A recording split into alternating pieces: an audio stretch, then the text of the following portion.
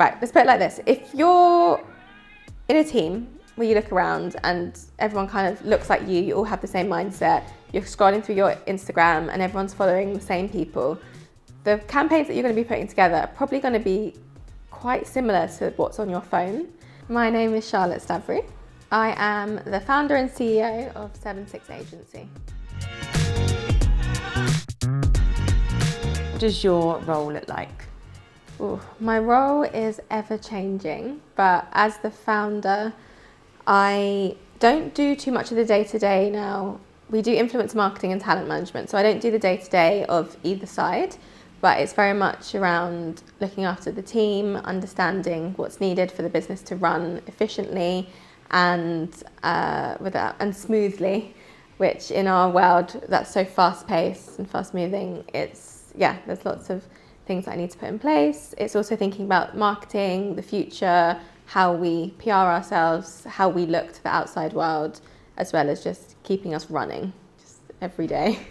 What experiences in your career or life shaped your passion for advocating for diversity inclusion in the influencer marketing space?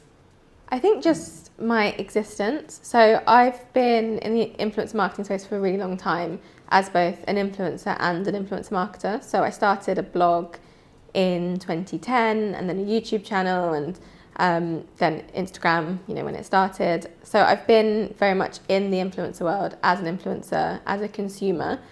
So on two different sides there. And then as an influencer marketer, I've been able to take my experiences and put those into my business. So D&I is a real big focus for us as an agency. We live and breathe inclusive marketing, and that's what we're about. I think we're good at what we do because it comes from that lived experience. So all of our team members come from very different backgrounds, very different experiences, so we can just really take that and put it into our marketing. So it's kind of like a holistic approach. How did education around pay disparity become an essential part of your agency message and goal? We care a lot about influencers. That's our thing. We talk about D&I, we talk about, equality in the influencer world, but at the end of the day, influencers are what makes the influencer marketing world work. One thing we're hyper aware of, and I am hyper aware of, is that most influencers or creators don't know how much they should be charging. And a lot of brands and agencies also don't know this, which is quite interesting. So what we created through the influencer pricing report comes from a need on both sides. And because we created this agency and the messaging around helping influencers and being kind of there to guide them, most of the questions we'd get would be around pricing. So having the report really helps us to not be messaging people every day, figuring out how much they should be charging when they can just use kind of the matrix that we've put together with the pricing brackets. And have you seen any improvements or steps back year on year when creating this report? We haven't seen that much change. And if you look at this year's pricing compared to last year's pricing, it's pretty much the same. It's just as you get bigger, the pricing has slightly changed. In terms of improvements, I don't think the industry is really improving. I think we are seeing it kind of decline. I think D&I isn't in the forefront of most people's minds anymore. Budgets have been cut. We're seeing so many people who had in 2020, 2021 been put in roles that are diversity, equity and inclusion focused. They've been let go. That position no longer exists. And there's been a slight change or shift of focus in a lot of businesses. So that's quite disheartening. We could see that there was a pay gap between Black influencers and white influencers that was around 34%. But then if we look at Southeast Asian influencers and white influencers, that was around 57%. So they get paid 57% less than their white counterparts, which is really high. I am seeing and hearing a lot more people talk about the report, and a lot of businesses and big brands and organizations come to me and say that they use the report to price their campaigns and how helpful it's been. And I think that is a real big indication of that the report is doing something and what we're doing isn't a waste. But yeah, it's kind of a bittersweet situation at the moment where we're not seeing too much change, but we are hearing more. So kind of balances out, I guess. What red flags have you encountered in brand deals that you now help your talent avoid? One of the biggest issues with brand deals is the knowledge gap. So a lot of creators, especially kind of new TikTok creators that have recently emerged and don't really know that they're in an industry. They just know that they're creating content on the internet. I think they don't fully understand the language that's within a contract. So that's something that we really try to tackle. We have an event coming up about it, and we really talk about it. Contract language is a big issue. So we really try to help with that. So understanding kind of the amount of deliverables that they're having to make, and like the difference in pricing around that. Usage rights. There's so many terms that go under the usage kind of bracket, and it can be really confusing for a lot of creators. Even me, who doesn't do the day-to-day anymore, sometimes I'll read a contract with the team and I'm like, oh, this is an interesting way of like talking about usage, because it's not always like standard language. And for some reason, still to this day, we're seeing a lot of agencies and brands still trying to sneak in, or not sometimes sneak in, sometimes brazenly put in perpetuity. So them owning the content, the brands owning the content forever. And that in our industry should never be a thing. And how do you guide brands towards more genuine engagement with minority communities rather than performative gestures? Something we kind of bang our drum around is not just focusing on, you know, the big events. So Black History Month, South Asian Heritage Month, whatever it might be. It's finding creators from all the minority groups that you want to work with, that work well with your brand and your messaging and whatever, and working with them throughout the year. And that might not be a paid campaign every month. That might be gifting them product, letting them use your office space, giving them access to your assets, meeting up with them for coffee, or just bouncing ideas off with them in a way that they don't feel like you're taking from them, but showing them that they are part of this community that you're building, and working with them consistently, you know, not just that one time in that big national day or big month that, you know, you feel like you have to. And that is, I think, the only piece of advice a brand ever needs to know about, you know, working with creators. And that doesn't matter if, you know, it's a minority group creator or if it's, you know, any creator. It's just be consistent with how you treat them. Why is it essential to include minority voices at every stage of a campaign? It's a great question. And the simple answer is because it just makes sense. If we leave our offices, we leave our homes, you're more than likely to run into someone that doesn't look like you, doesn't have the same background as you, doesn't have the same kind of mindset as you, experiences. So why in our teams, why in the creator content that we're putting out, is it that we're seeing so many kind of monotonous narratives and voices?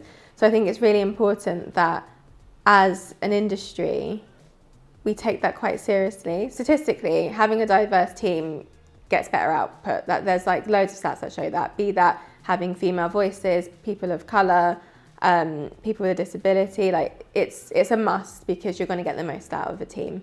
Right, let's put it like this. If you're in a team where you look around and everyone kind of looks like you all have the same mindset, you're scrolling through your Instagram and everyone's following the same people, the campaigns that you're going to be putting together are probably going to be quite similar to what's on your phone. So as an agency or as a brand, depending on who's watching this, it's really important to have different perspectives behind the camera before we even get to like thinking about which influencers we're working with, or behind the laptop, because then we'll be finding new people, different people. My team are it's actually really diverse. So everyone has a completely different like favorite TikToker, favorite influencer. Everyone watches different TV shows. Like I don't watch reality TV, and then there's one person that absolutely loves reality TV and can tell you everything that's going on. You know, some people are really into Twitter, some people are really into X, some people are really into just watching YouTube videos all the time. Whereas if you're all watching the same, you know, Instagram feeds and you're all loving and liking the same people, you're more than likely to have quite boring campaigns. And you do see that a lot, where some of the biggest brands in the world are working with the same people over and over again who are great, I'm sure, but there are definitely better people equipped for that role, for that campaign, and they're not getting it just because the agencies and all the marketers, they just don't know these people exist. So yeah, that is a key thing. It's like diversification of every step of the campaign process. What is the most rewarding part of your role and why? Oh, do you know what? I have so many different things that I find rewarding. So pricing is a big thing. So people messaging us or coming up to us on the street and being like, I, doubled my earnings this year because I followed your pricing report, and I'm now a full-time creator because I know how to price myself. That blows my mind that we were able to help people, because for us it feels like obviously we put a lot of work into it, but once it's done, and then we do it, a couple of months in a year, and then we get on with our day. But people read it and they use it, and it changes their lives, which is cool. The creators that we work with on an exclusive basis, seeing them go from strength to strength and go from some of them charging so little because they're completely unaware of how much they're worth, and then going to do some of the most incredible things. Like 2 of our creators this year went to the Olympics with Adidas. Shalem for the opening event, and then Russian roulette for the closing event. And that's incredible. That's the biggest event of the year, and they were taken there to experience it. And just seeing them do the things that they never thought would be possible is amazing. Where do you see your career / the business in 5 years' time? Everywhere. So this year we have really solidified our strategy, which has been really, really, cathartic. As I said, we've been running on vibes. Like, it's just been saying yes to lots of things, seeing what sticks, seeing what doesn't. So I feel like 2024 is really the start for SevenSix. So working with our creators, be that through the talent management side or the creator club that we have, and just pushing that as far as we can. Maybe pushing into different territories and working in different countries. We do get a lot of talent in North America that reach out, that really want to work with us, and we haven't quite ventured out there properly yet, so that could be something that we look into. Potentially, we'll see. Can't give all of our secrets away.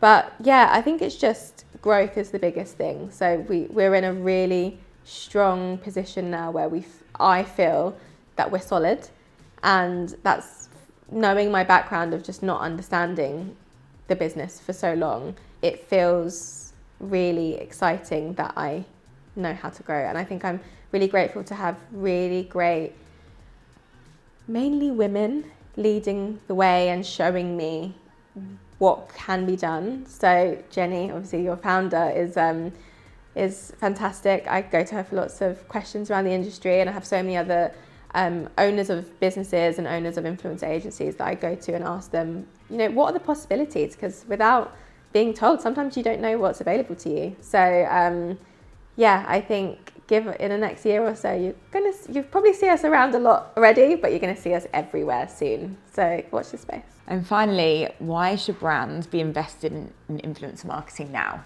Because it's everything. I think influencer marketing has evolved so much, especially over the last 5 years, seeing how much content can change a business. So the introduction, I think TikTok has a lot to do with the changes, but seeing like how TikTok Shop can make or break these tiny businesses and turn them into, huge giants is really impressive. So knowing how creator marketing and working with not just influencers who have hundreds of thousands, millions of followers, but small creators who just know how to create good content, that can really change your business and really change your journey as a business. And I think now is the time to invest, be that time, be that money, be that whatever it is that you need to do, get into creator marketing, because why not?